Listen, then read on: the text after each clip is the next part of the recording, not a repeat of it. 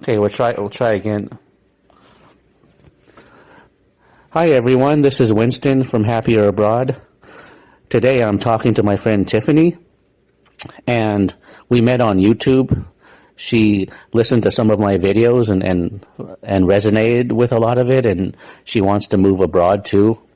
So today we're going to do a little podcast and talk about the dating in America, the self-improvement industry, the differences between each state, people from the West Coast and East Coast, and yeah, we'll just roll with it from there.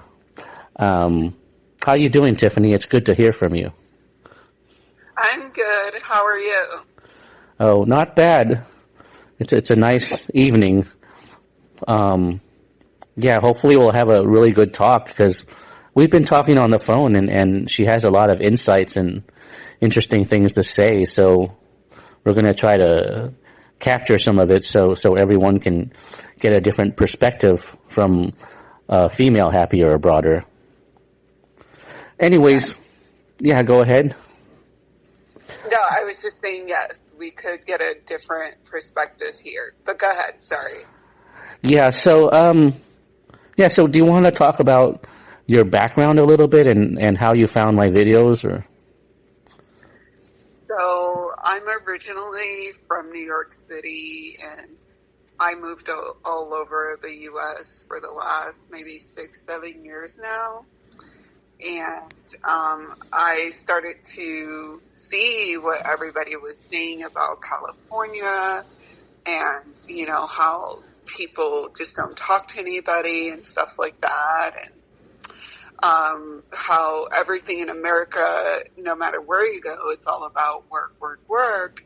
So, I felt like I was alone. So I YouTubed something and then I found your videos and then I started to watch a lot of your videos and, your fans' videos too. And I started to feel like I have a community because, I resonated with everything you guys say. So. Wow, and so you're from New York, huh? Wow, it seems like it's the center of the world in movies and stuff. Um, what was it easy to make friends there, or I mean, is it different than the West Coast, or? It was very easy to make friends in New York City, compared to California, compared to Arizona, compared to Seattle. I mean, New York is a very friendly place. I mean, we get a bad reputation because people say, "Oh, we don't say thank you," or "We don't hold the door for people." But compared to the out west cities, I would rather be in New York. And I tell people that move here from other countries, you're better off on the East Coast because out west, they have this really fake attitude. Nobody talks to anybody. It's very superficial there, and when I lived in Seattle, one time I invited this girl to the beach and, I'm 25 years old moving to a new city and who doesn't want friends, right? Like you want friends when you move to a new city and you're so young. So I invited her to the beach and she's like, "Oh yeah, I'm coming, blah, blah, blah, blah, blah." And then the day of, she completely ghosted me, never said anything, just didn't show up, never said, "Hey, I changed my mind, I don't feel like going." You kind of won't get that. In New York, people will tell you, "Hey, I don't feel like going, I changed my mind," or people would be very upfront and honest with you. And then in Seattle, I told people "Oh my God, I can't believe this girl did this to me."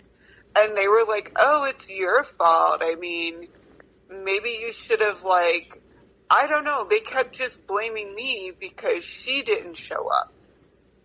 It's just the stupidest thing I ever heard. They were like, "Oh, it's you. You have a New York attitude and you come off too rough and you have this tough girl personality." Come on, Winston. Looking at me, you think I have a tough girl personality? It's just an excuse to be fake. No, So, no, you sound very laid back and feminine and down to earth and easygoing. And in your pictures, you look that way too, like very easygoing and, friendly and approachable. it's just so fake. And I talk to other people who moved out to the West, and they say the same thing. They say like, oh, like Californians are rude. Seattle people are passive aggressive. Arizona too. Arizona people are passive aggressive. They're fake. They don't say hi or anything. And then in Washington, Seattle, they don't even know their neighbors. I mean, come on. And I asked this man for directions once downtown Seattle. He just looked at me and said, I don't know. That would never happen in New York or Boston, even in Philly. That would never happen. People would give you directions if you lost, or, you know what I'm saying? So, I don't know. It's just so fake on the West Coast. It's so fake.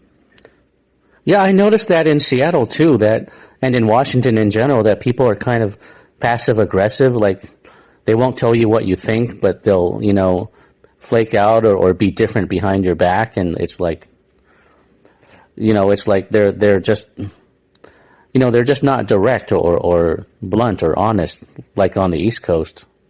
And in California and Arizona, people are very cliquish too and stuff. It's hard to get to know them. And right now you're in Utah, right? And that's one of the friendlier states. It's one of the few states where people can be really nice. Yes, like in the West region, out of all the, states or whatever, Utah is very friendly. They are very nice. They're very welcoming. They get a bad reputation too, but are they fake sometimes? Yes, only because the religion portion. But usually they're mostly nice. Like, they'll help your car out of the snow. They have basic manners. They don't flake. When they invite you over for dinner, you better be at their house at 7, 8 o'clock for dinner. They're not just going to say, yeah, I'll invite you over and not talk to you again. They would never do that here in Utah. So Utah is very friendly. It's a very friendly place. People are genuinely nice. But the other thing, too, is that a lot of Utah natives are complaining that a lot of Californians are coming here and they're changing things. So the Utah natives are like, they don't like that, Californians are coming, or Arizonans, or everybody's coming here from all over the place, and they don't want things to change because it is becoming a little bit more rude. I mean, I don't notice it, but a lot of Utah natives, they say, like, Salt Lake City is becoming, a little bit more rude now because a lot of Californians are coming here and, like, buying up the property and, like, making a mess here, so. So Californians, when they move to Utah or Montana, they don't, become like the local culture, more friendly and down to earth and nice, or? No, they try to change everything, and Utah is very, like, a conservative state. So, they try to change everything to make it liberal. And sure, maybe sometimes in life we do need changes to certain things in the States, but, Californians bring their attitudes here too. That's another thing. I mean, you can't change these people the way they live, or you can't be rude to these people, and it's just like, they come here, I hear a lot, they say, oh, Californians drive up the rent, and they make it the same place that they left. Why would you come to a new place and make it the same exact thing while you left?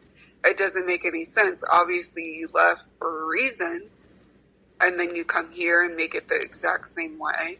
So that's what I'm hearing from a lot of Utah, Montana people, even Idaho now, even like, the Idaho natives are saying that about Californians, so.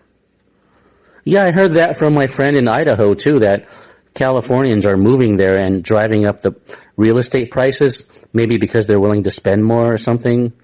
And people from Montana have said that too. And even people from Washington State said they don't like Californians. It's like Californians don't have a good reputation in the rest of the country. I mean, they must have earned that somehow. I mean, it can't be for nothing. So it's not just me saying that. I mean, if you ask people in other states, they always have something negative to say about Californians and California culture, how fake and superficial it is, and how the people have a attitude, and it goes beyond that. They're just very cliquish and hard to connect to too. And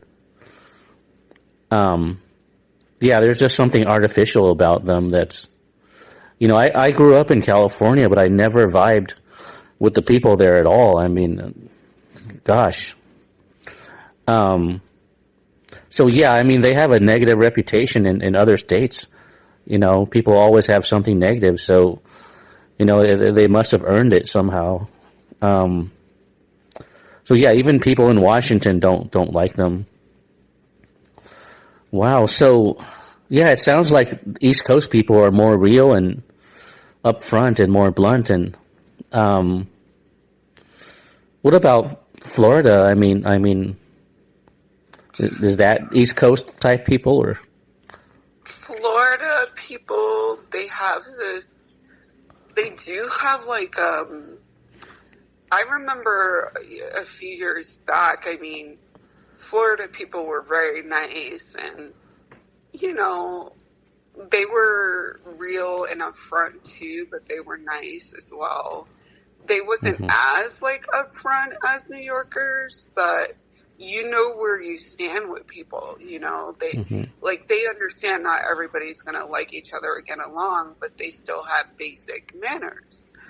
And same thing for Florida, the big cities in Florida now, like they're saying Californians are coming there and trying to mess things up. I mean, I hear it everywhere, like Texas, cities in Texas, cities in Florida, like, a lot of New Yorkers would go to Miami or, Fort Lauderdale, like many big cities in Florida for like cheaper rent or just because they were tired. And I never heard any complaints about, New Yorkers coming to Miami and stuff like that. It's just now I hear complaints about Californians coming to Miami and changing things, So, I don't know now, but I do know that once upon a time, Florida people used to be very, very, very nice and very direct and upfront. But now that could change because so many Californians moved there. You know what I mean? So, yeah. Yeah. Now, you said that New York is really expensive to live, right? And it's hard to find a good paying job there. How come you don't just move to other states on the East Coast if the people are more real and genuine? New York. Sorry, go ahead. No, I meant if the people are more real and genuine and more likely to be social. Yeah, that is my motivation to move back east. However, in Boston and Philadelphia, New York City, they're all expensive. And then, you're going to have to live with roommates. And no offense, but American roommates are not ideal. I mean, it's just, I don't know. It's just the whole roommate thing and how expensive everything is back east. It's just, it's hard. It's hard to like live on the East Coast. Oh, even in other states, yeah. It's hard. Yeah. Financially, it's hard to live on the East Coast, but you won't suffer as much mentally. And don't get me wrong, like, the East Coast people are still about their job. Like, it's an American thing. Americans are all into their job, go, go, go, hustle culture. You know what I mean? It's not just like a West thing. It's all over America. Like, you know, we care about our jobs too much. Yeah, the jobs thing is like a religion in America. I don't like that. I mean, it's just a means to an end. It shouldn't be your identity or your religion. So I've never understood the work to live culture either. I mean the live to work culture either. And in Europe, they have this saying that Americans live to work and Europeans work to live. And that's kind of funny and true because, I mean, in Europe, people don't judge you by your job or your career and they don't see the purpose of life as to work. They just work because they have to, but they try to enjoy life in other ways. They don't just seek their fulfillment in work. And I've never understood that culture because, you know, just having a good job and making a lot of money, if it doesn't make you happy, you know, then what's the point? You know, I mean, it's more important to be happy and have freedom and well-being and social connection and stuff. But it's funny you mentioned that it's hard to get along with American roommates because everyone says that. Like everyone, you know, says that their roommate is the roommate from hell or something. It's like Americans fundamentally don't get along with other people. They seem misanthropic. And the thing is, when I was in China, I noticed that everybody gets along with their roommate. They act like they're brothers and sisters, and there's a harmony between roommates in China that America doesn't have. And of course, you'll never hear that in the U.S. media because you won't hear anything positive like that about other countries and how toxic Americans are. They all want to talk about government and politics, but they never talk about social culture like this, you know.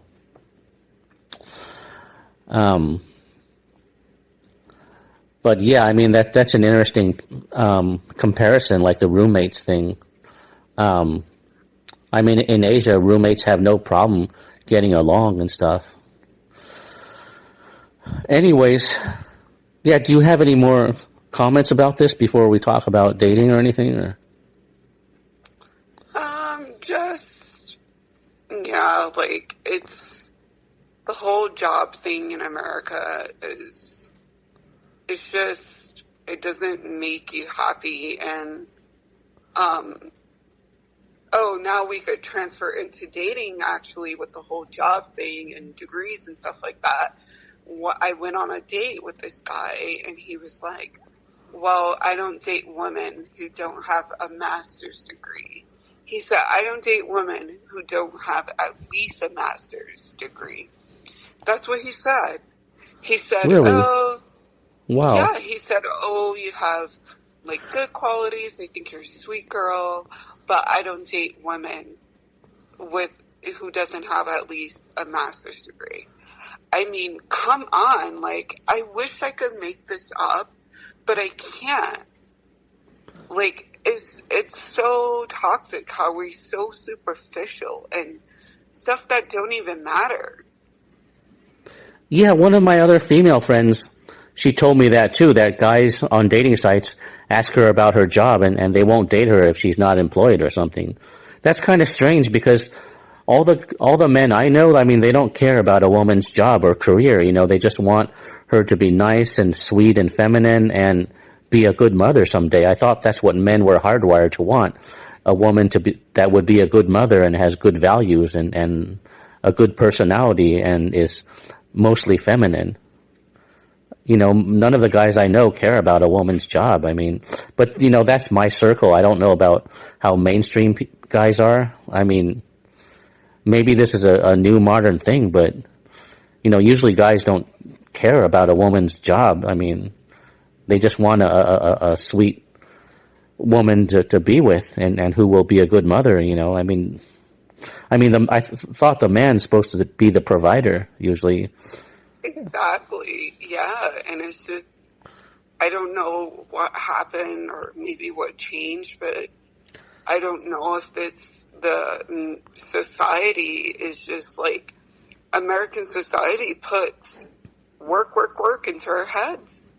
And they don't value relationships over friendships at all anymore. You know, it's just like work.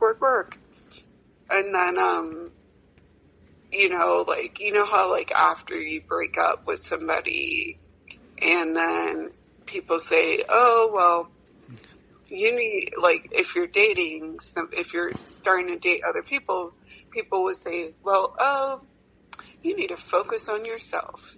You need time for yourself.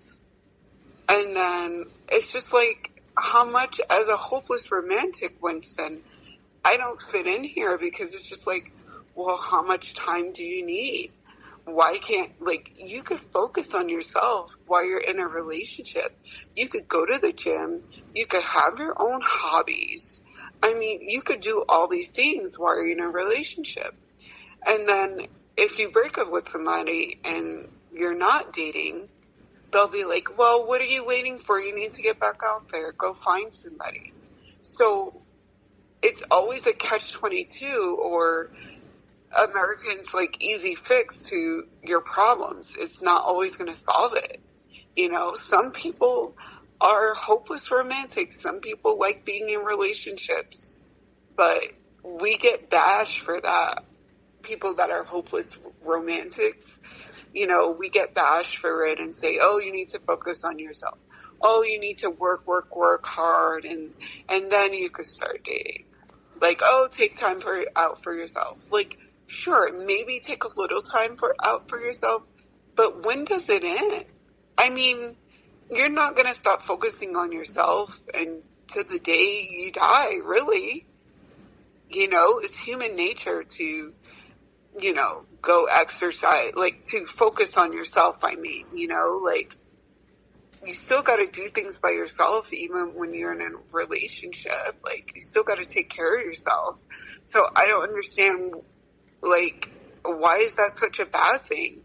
But I think you mentioned one time, you said, oh, you know, people don't say that when you have to, like, work when they tell you, like, oh, keep working or something like that.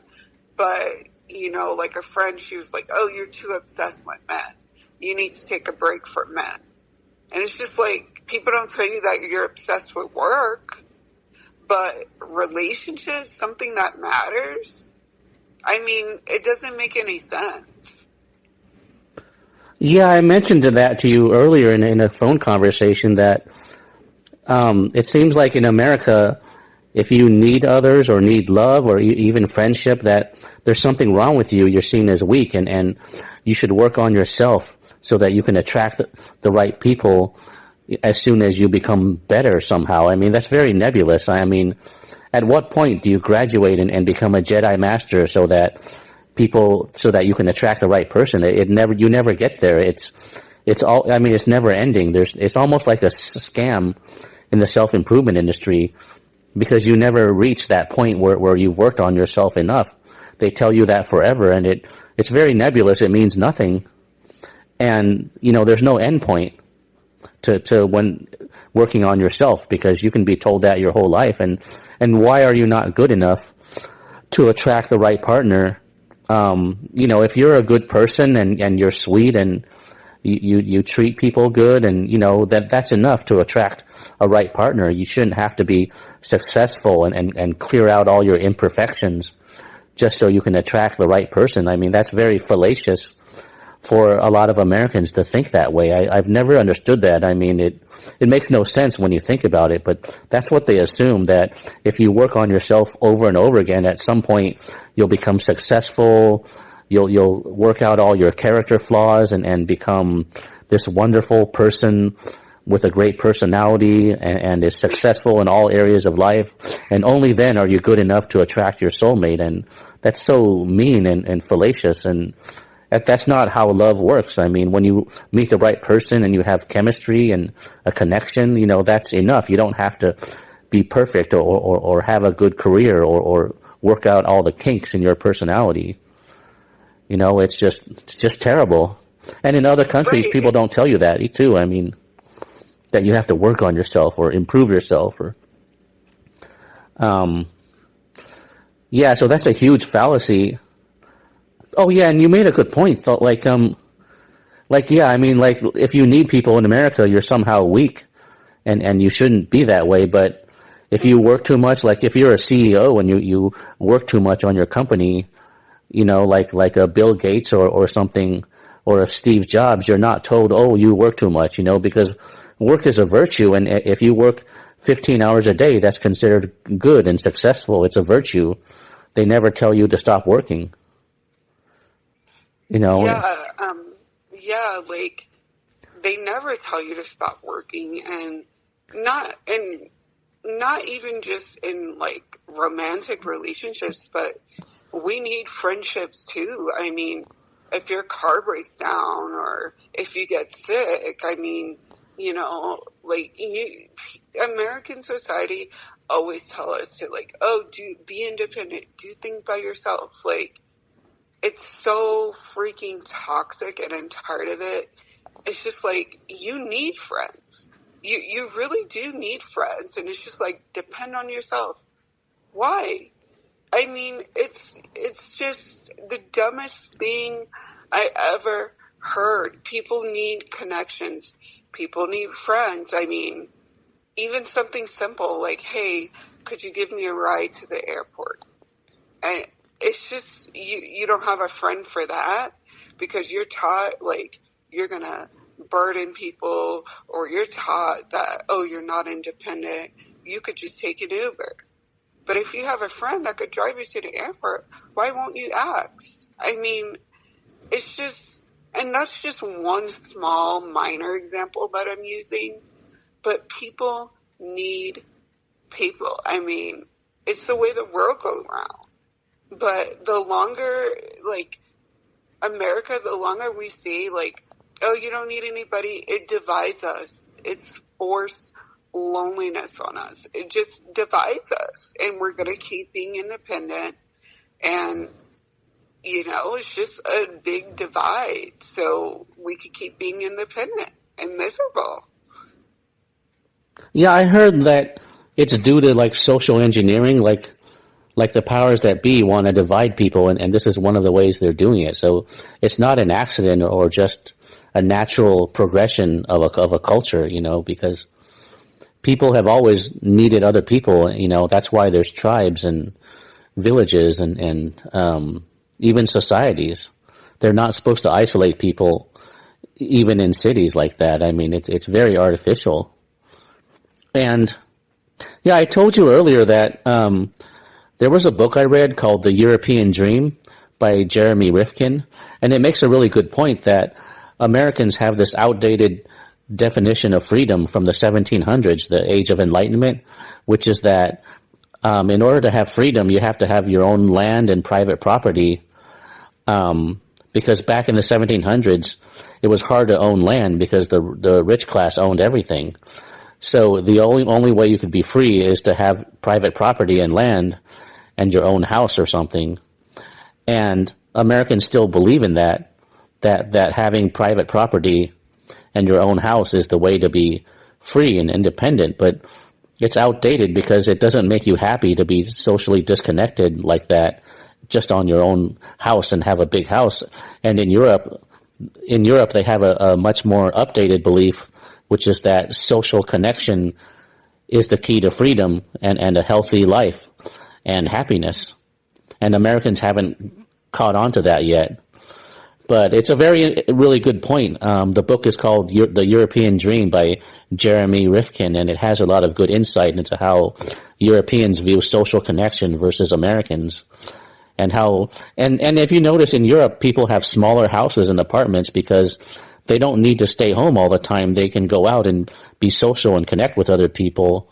So they're not dependent on being home and isolated and shutting everyone else out like they do in America. And that's a very interesting difference.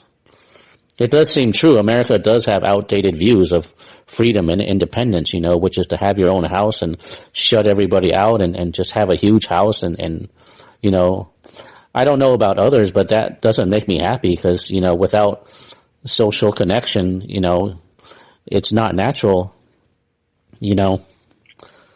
So, so yeah, that's a really good point. Um, yeah, and you know that workaholic culture in America. I mean, it's not. I mean, there's consequences to having a live to work culture because there's consequences because some Americans, when they lose their job, I mean, they actually commit suicide.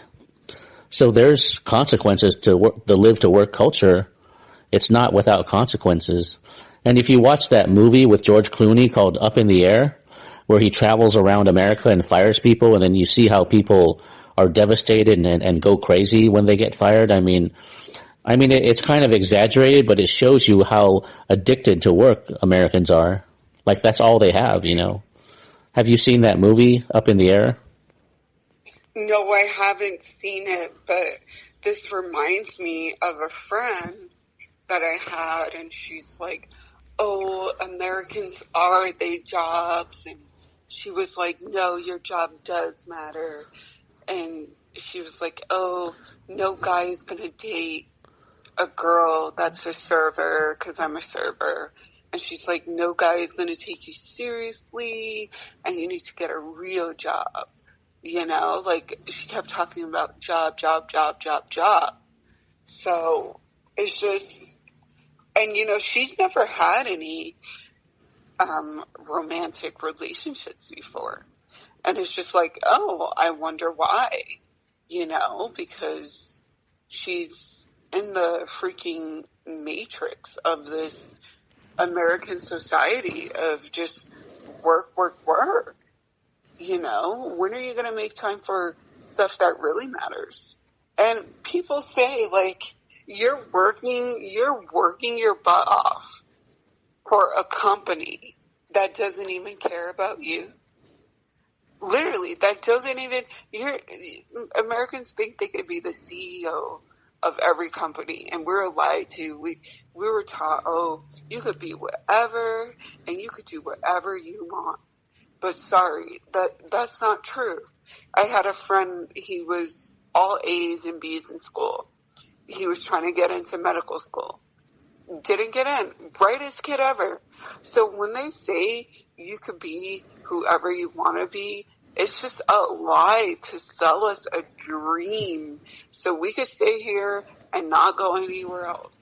And Americans love to say, like, oh, well, we have the best, we have the best, we have the best healthcare, we have the best here, we're free here, but we're really not. That's just a lie to keep us here.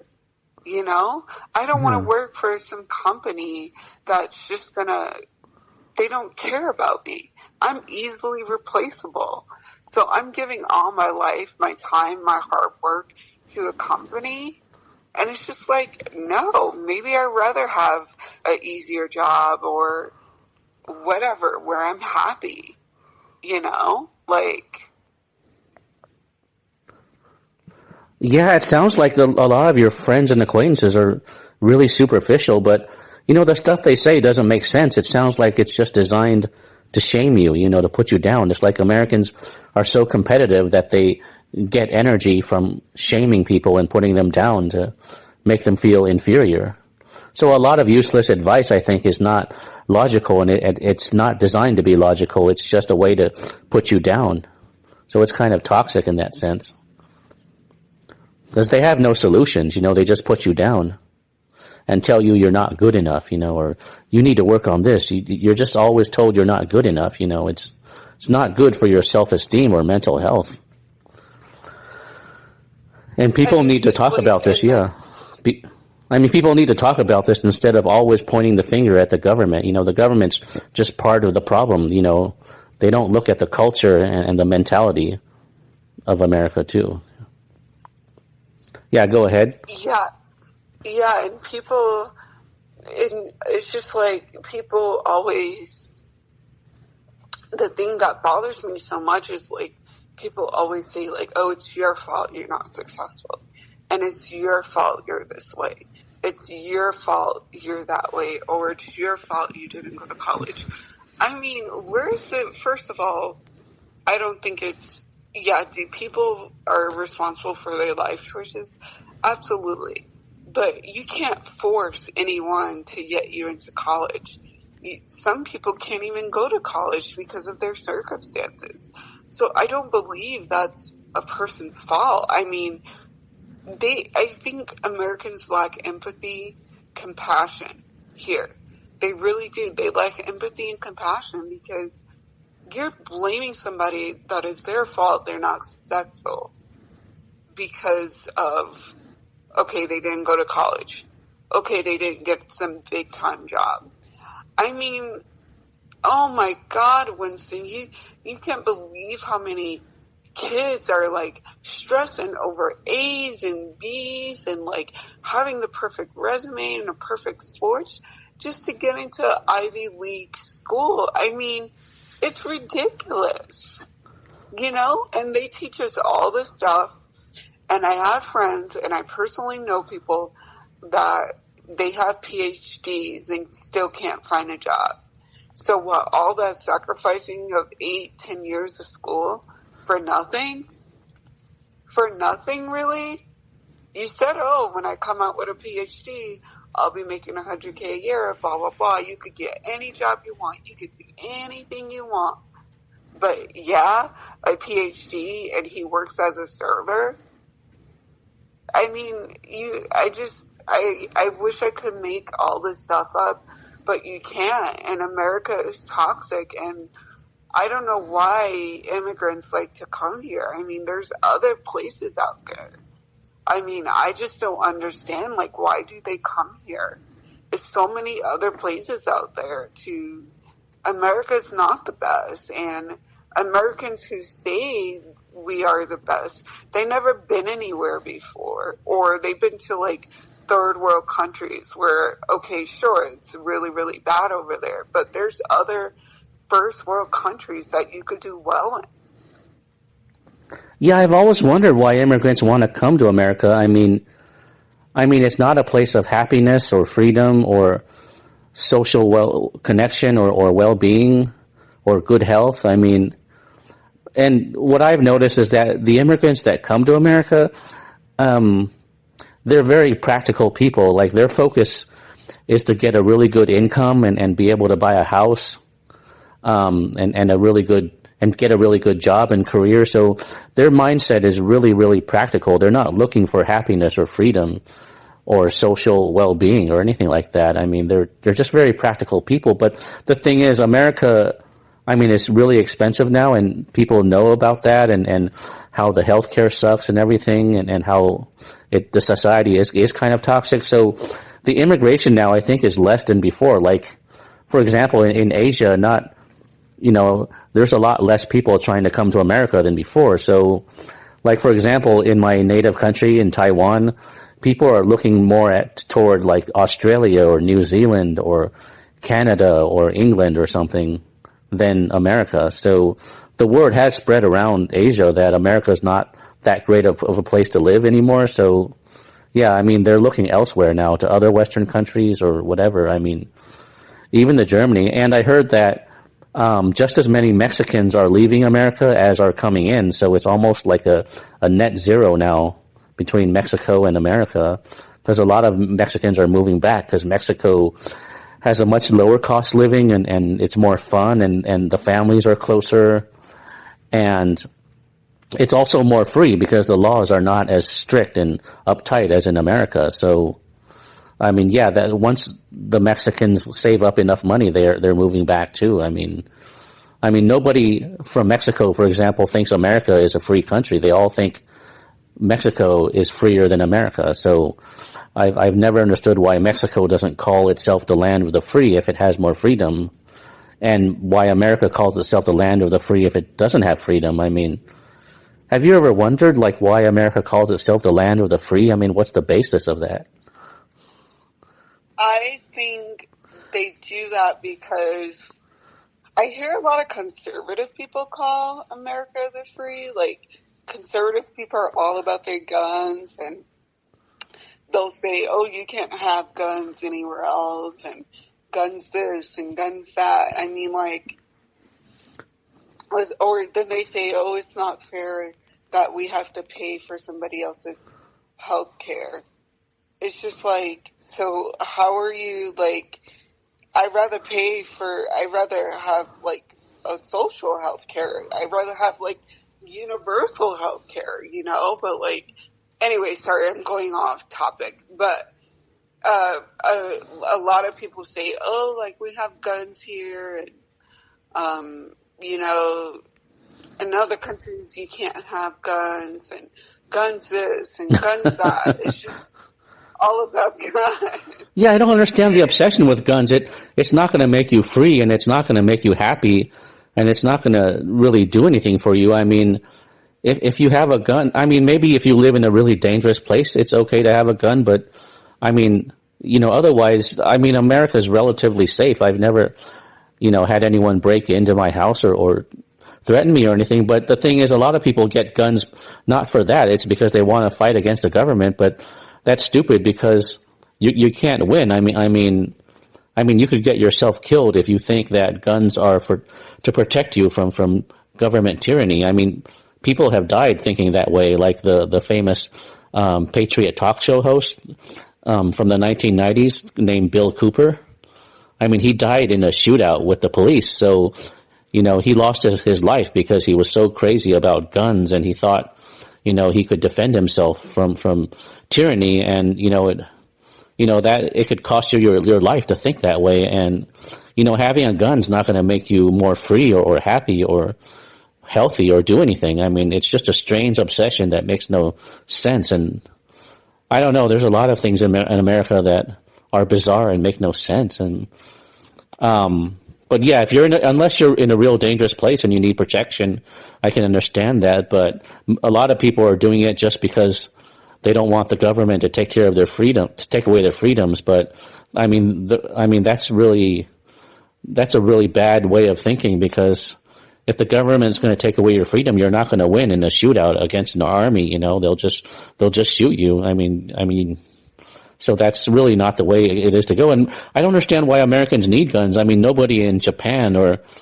Taiwan or China needs guns. So why do Americans? And it's never made any sense. Oh, by the way, about healthcare, I mean, do you want to talk about that hand surgery you mentioned before, that cost a lot? Or Oh, yeah.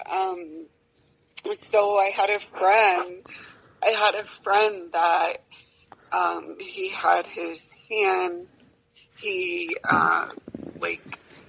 basically cut his wrist on something, and, so he was working and everything, like his job gave him health insurance or whatever, and basically, his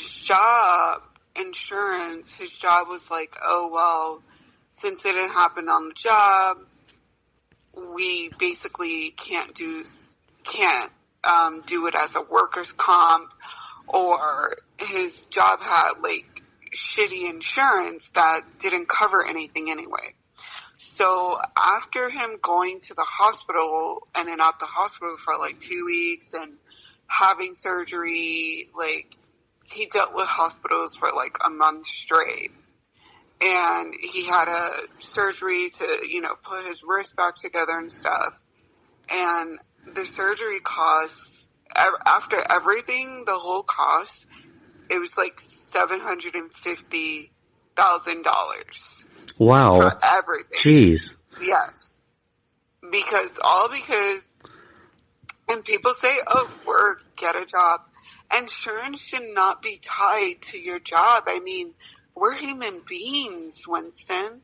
Why is insurance tied? The poor guy couldn't work because he made a mistake. I mean, uncontrollable mistake. Mistakes happen, right? Like, accidents happen. And he had to sit there for, you know what I'm saying? Like, he could have went into debt, Anyway, the whole thing worked out, but I won't say how it worked out because that's too personal. But the whole thing worked out, and he didn't go into debt. But it's just sad that Americans think that, we should not have universal health care. It's sad. And then people say, like, well, this person got diabetes and that's their own fault. So why should I have to pay for, I mean, to be technically honest, I mean, you're paying for people who don't work now that's on Medicaid. So why wouldn't you want to pay for, you could have universal health care too. You could have medical insurance too. So what's to complain about? Because you're paying for it now for the people that don't work and take advantage of the system. So, I mean, what more can you complain about if you have universal health care? I mean, when it happens to your family member, right, you'll change your mind, right? Like, you'll change your mind about it, you know, or, excuse me, back to what I was saying about, people say, oh, like, she has diabetes and that's her own fault. And maybe that's true. That's a person's fault if they sit and do nothing all day. But, you know, poor people can't afford healthy foods, or poor people have to work 3 jobs and only have time to prepare 3 meals, only have time to prepare like freezer meals or microwave meals or whatever. So, you know, like, it's just sad to me that we don't even believe in healthcare. We're human beings. I mean, so because a person's not working, they don't have a right to healthcare? I mean, it's sad. I mean, it's sad that you could go in debt and into healthcare. And before my friend went through that, I never understood what, you know, I never had a deeper look into healthcare. But now that my friend went through that, I totally understand that this isn't fair, this isn't right. Then they put all this sugar in our food, and they don't encourage health, anything. They put all these, and especially in poor neighborhoods, I mean, you'll never see a Whole Foods, or you'll never see a natural grocer kind of store, like a natural grocery store in the poor neighborhoods. So how do you expect these people to not have diabetes or high blood pressure? I mean, it's like a setup. You know what I mean? It's just like they want us to get sick, to keep coming back to the hospitals and giving us pills. But I'm not going to talk about this because maybe they might, I don't know if we're going to get, you know, flagged or something for talking about that stuff. Oh, not for healthcare. I don't think, yeah, that's not going to flag you about healthcare. I mean, yeah, I mean, usually they don't flag for that. And it's a, you know, healthcare is a common complaint, you know, but you know, there's this fallacy that Americans have that in order to have national healthcare, you have to have taxes of like 50%. And that's not true, because in my native country of Taiwan, the income tax is like 10 or 15%. So, you know, that's not 50%. So how is it that Taiwan has national health care and a fairly low income tax, but America can't? I mean, so there must be something corrupt that they're not telling you about it. You know, I don't know all this stuff about healthcare. You know, I just know that it contradicts itself. I mean, Americans don't take into account, you know, all of that. They just focus on something like Sweden or something, or Canada, and say, oh, look, they have high taxes. That's how they afford national health care. But the thing is, in Taiwan or Japan or I don't know, or some other Asian countries, I mean, they don't have 50% income tax, yet they have national health care. So I don't know. No one seems to address this for some reason. It's like nobody wants to address this. Even the other truther channels on YouTube, they don't address this at all. They keep generalizing the whole world as the same as America, which it is not. I don't know. I guess talking about this is kind of taboo. I mean, so there's no precedent whether it's, you know, censored or not, because no one even brings this up. And oh, by the way, there's a really good documentary by Michael Moore called Sicko, and it compares the Oh health. yeah.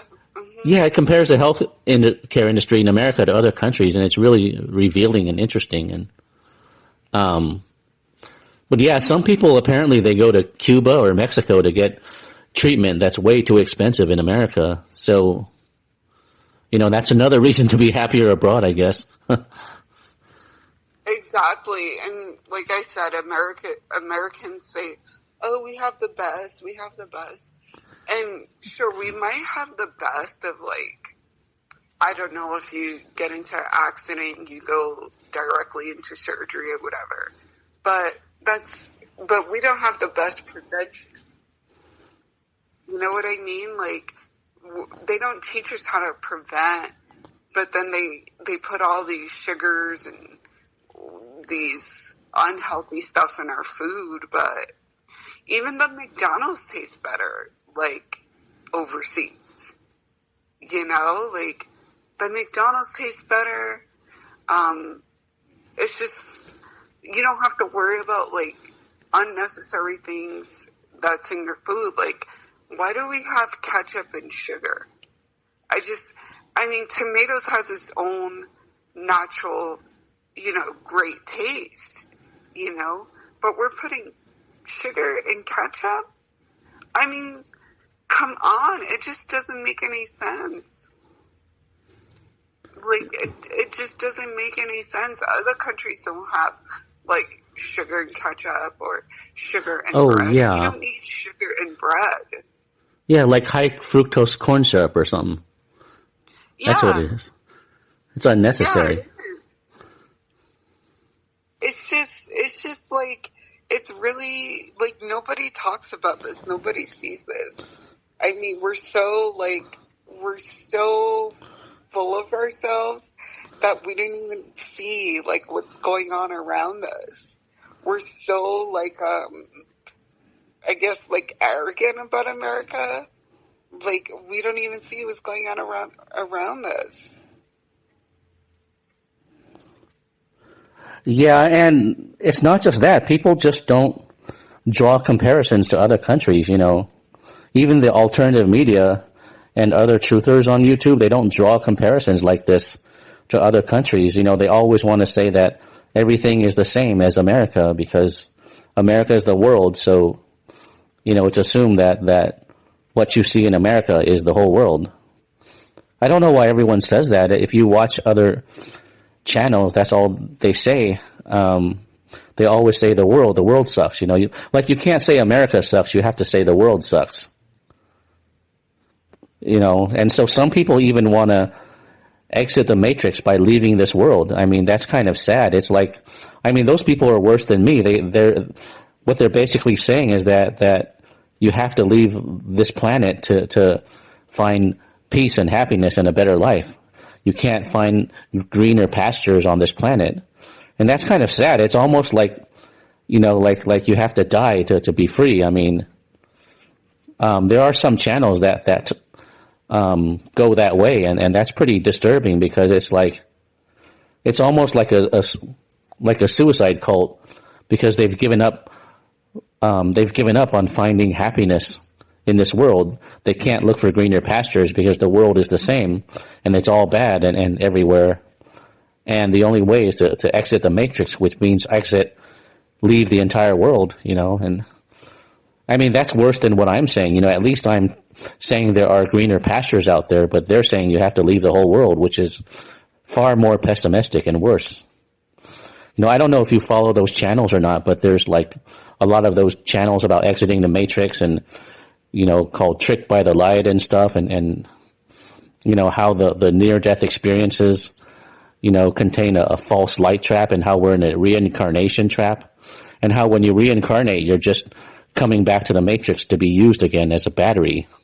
And so the whole world is a trap and it's all suffering and there's no happiness or better life. I mean, those people are far worse, more pessimistic than me.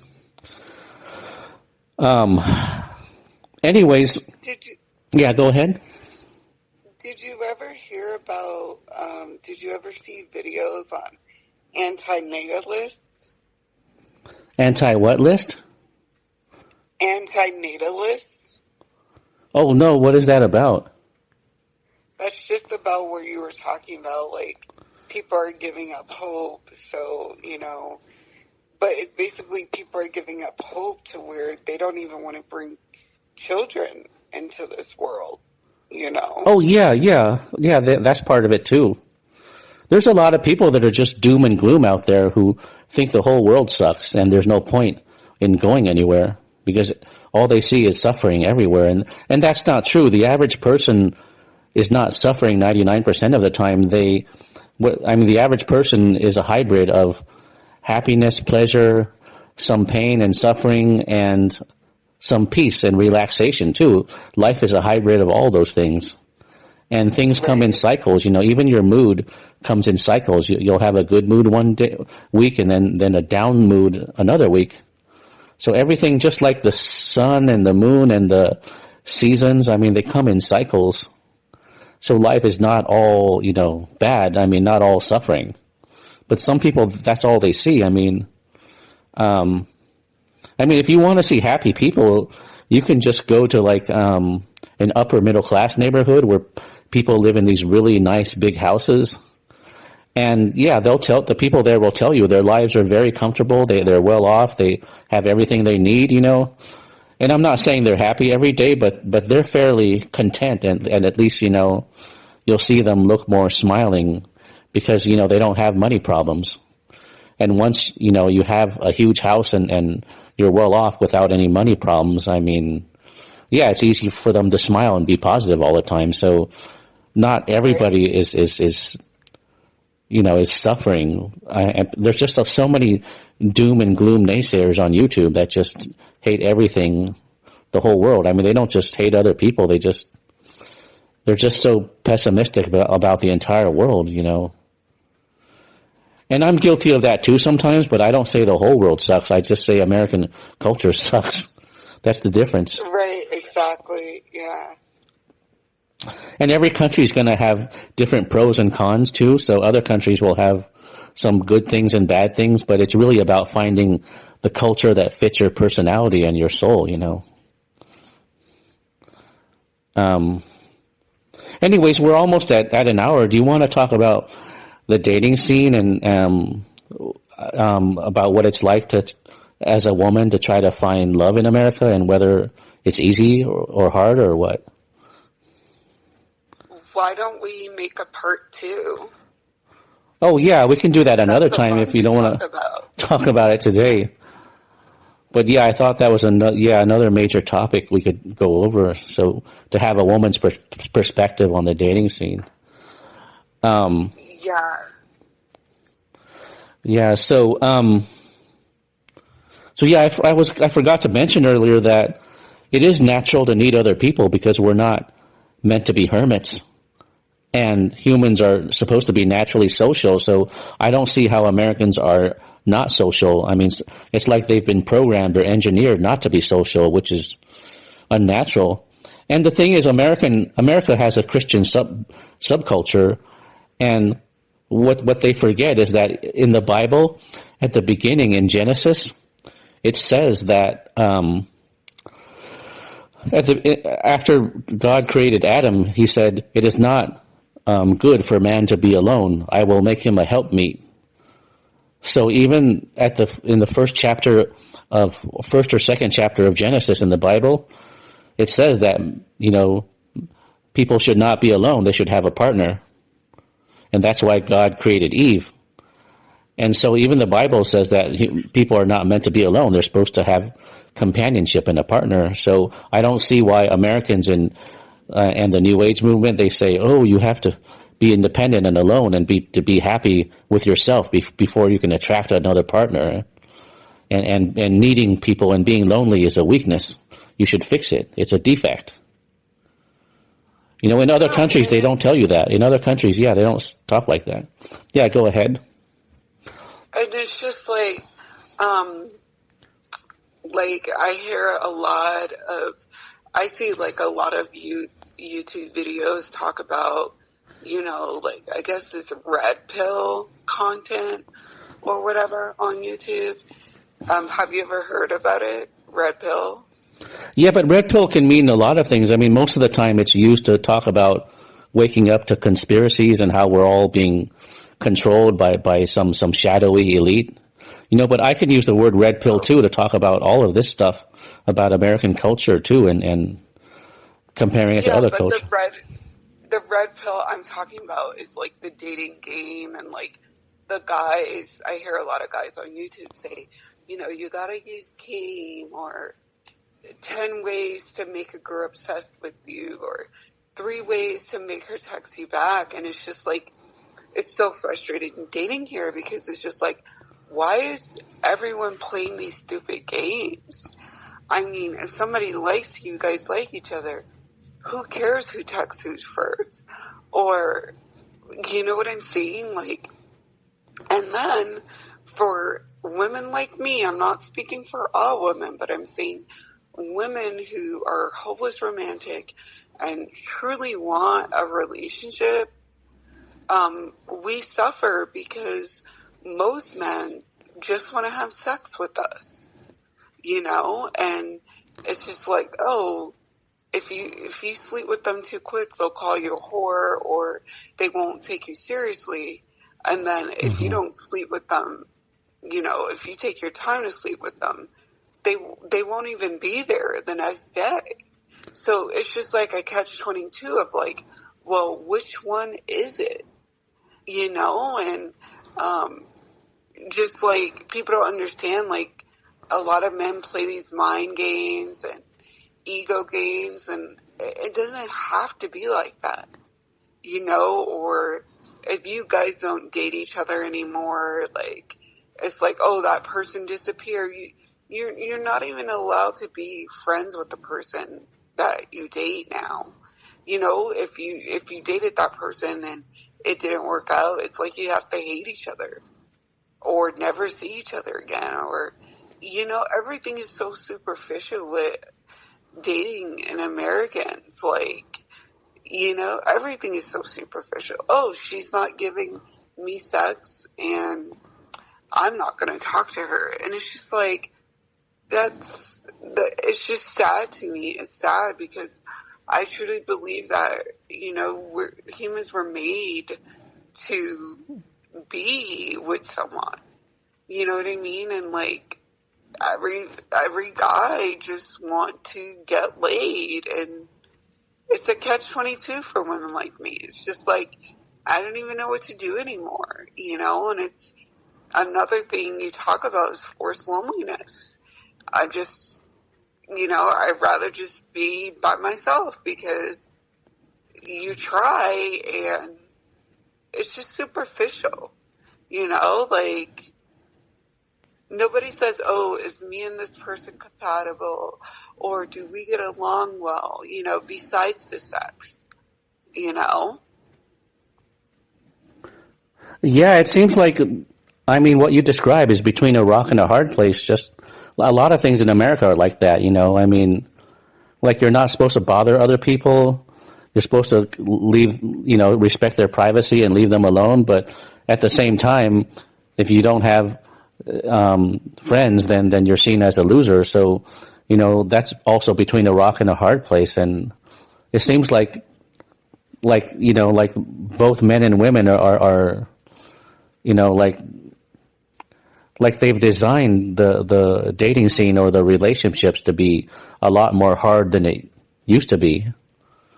I don't know if you know anyone that grew up in the 80s, but they said that, I mean, they always say that dating was very straightforward back in the 80s and without games. Everything was just natural and straightforward without any head games. Um, but yeah, what you Yeah, describe is PUA, yeah, the games. it's like, oh, back then it was like, oh, if you like me, I like you, let's date, let's be together. Super easy. Or if you guys stopped talking to each other, you guys didn't hate each other back then. You know what I mean? Like, it's just hard now to date. It's sad, it makes you feel hopeless. It makes you, you know, that loneliness, it's just, and then I hear that they say, oh, like, I'm not denying that men have it. Maybe men don't have a lot of options here in America. I'm not sure, but I can only speak from a woman's point of view. And as a person who loves to be in a relationship and a hopeless romantic and likes relationships, it's hard for women like me too. It's hard because you just never know with these guys. You never know if they're playing games with you and it's just like, you don't have to do that. Be yourself. It's either somebody's going to like you or they're not, without all the games. I feel like the games is superficial and fake because that's not the real you. No, I mean, and those games, I mean, they're meant to give you the illusion that you can control things like on a computer. You can, you can follow a formula and control things, but relationships and people are not like that. They're not like computers. There's no linear logic, it's all about the feelings and the chemistry and the connection. I mean, it's there's a lot of intangibles, and it's not quantifiable or follows any type of consistent logic, because there's some people you love and some people you don't, and you don't choose that. It's like a feeling or, an energy or a chemistry or whatever. And, it doesn't go according to a formula. You can't follow a system or a formula to control that, so it's really an illusion it's to sell people something that they want. The people want to think that they can control things, by making it happen. If something's not natural and you try to make it happen, it's awkward. So even if the PUA stuff and the game stuff was successful, and someone did get intimate with you by using PUA or games, I mean, the next day you would resent it and say, "Oh, I was manipulated. That, that wasn't my free will. I was manipulated." And so it would only last one day, even if successful, because you would realize that you were manipulated the next day. It doesn't create a good, lasting relationship. So I mean, I've never bought into any of that PUA stuff. It just seems like a scam and another part of the self-improvement industry, but this time it's a little more manipulative, like they try to tell you to be cocky and funny and look like an alpha male or dress like an alpha male, and I mean, all those things might count, but the thing is, you have to like the guy to some degree for those things to matter. Otherwise, if you feel nothing for the person, it doesn't matter how alpha they look, or even if they're good looking. I mean, there's just nothing there. You don't.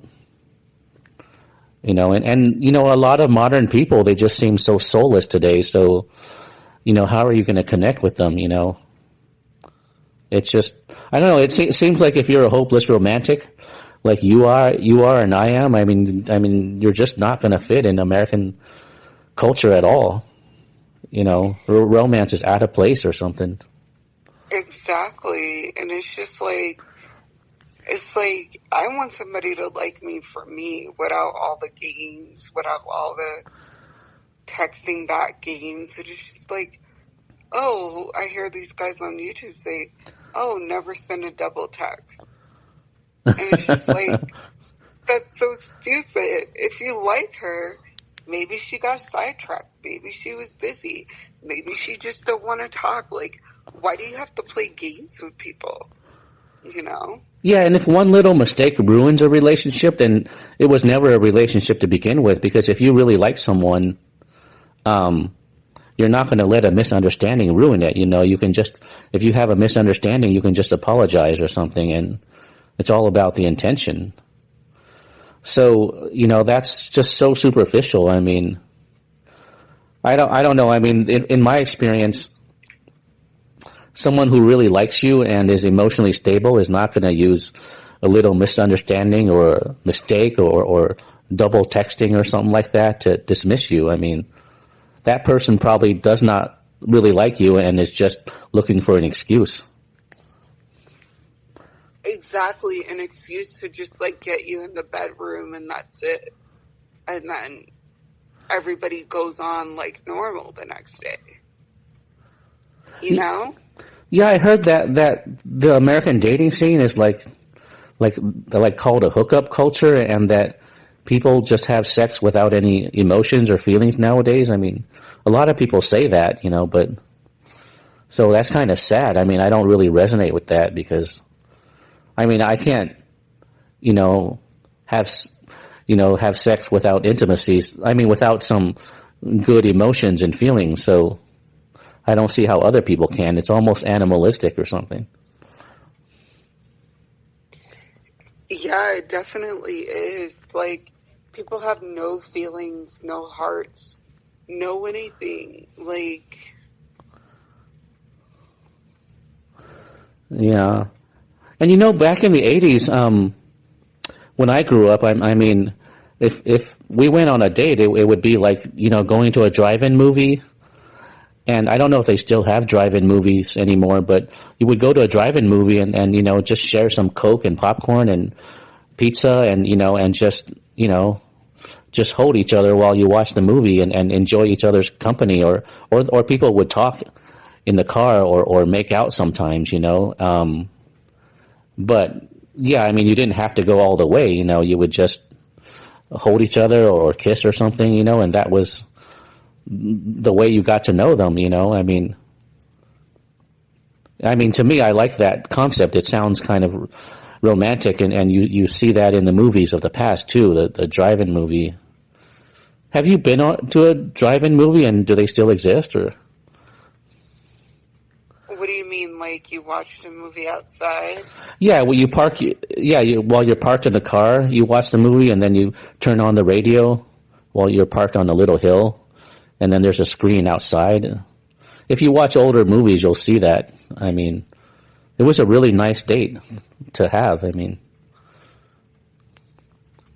so I guess you haven't been there, or it doesn't exist anymore. Or, I think it does exist. It's just not very common anymore. The drive-in movie, yeah. So, yeah, I mean, so I guess it's not just men. I mean, women, have it tough too. Having any relationship is tough because people just don't connect with each other anymore. Are you still there? Yeah, I'm still here. Okay, yeah, it just seems like people don't connect anymore at all, period. Yeah. Even families are not as close as they used to be.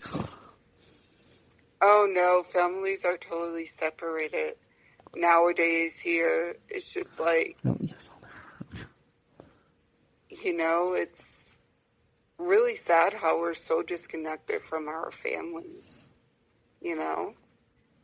And you just don't, if you're one of us, you just do not fit in anywhere you go in the USA, to be completely honest with you, So. Yeah, it's like you're almost supposed to be a total robotoid or something. I mean, you can't be a real human being anymore. So it's not just because of my looks or my race or anything. I mean, you're fairly tall and good looking, with a cute smile. And so even you feel socially disconnected too in America. It's so like, it's like a catch-22 because you're damned if you do and you're damned if you don't. Yeah. It's just like.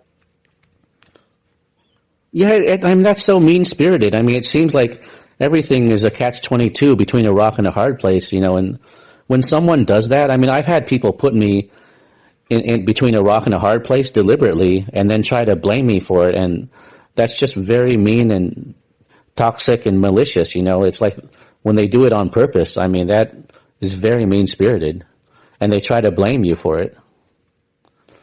Yeah, they do. They try to say, well, it's your fault, you need to work on yourself. It's your fault. Like, Yeah, it's like putting a rat in a cage and then trying to shoot it when it can't get out. I mean, it's really mean. And a lot of things in America are like that, between a rock and a hard place. And yeah, it's really sad. It's not, that's why I said, for people like me, we do not fit in here, yeah, if you have a really authentic soul, then you don't fit in to American culture in general. Yeah, not just, and I want to make it clear to your audience, I'm not just talking about like the East or the West. I'm talking about everywhere in America. Just. Oh yeah, even a nice state like Utah is going to have some of the American culture too. I mean, you're in the country; it's hard to escape it. Yeah, and don't you hate how when you talk to your friends about this, they always give you useless advice like love yourself or work on yourself or create your own reality. I mean, it doesn't mean anything. It doesn't solve anything. It's just nebulous, and it's useless too.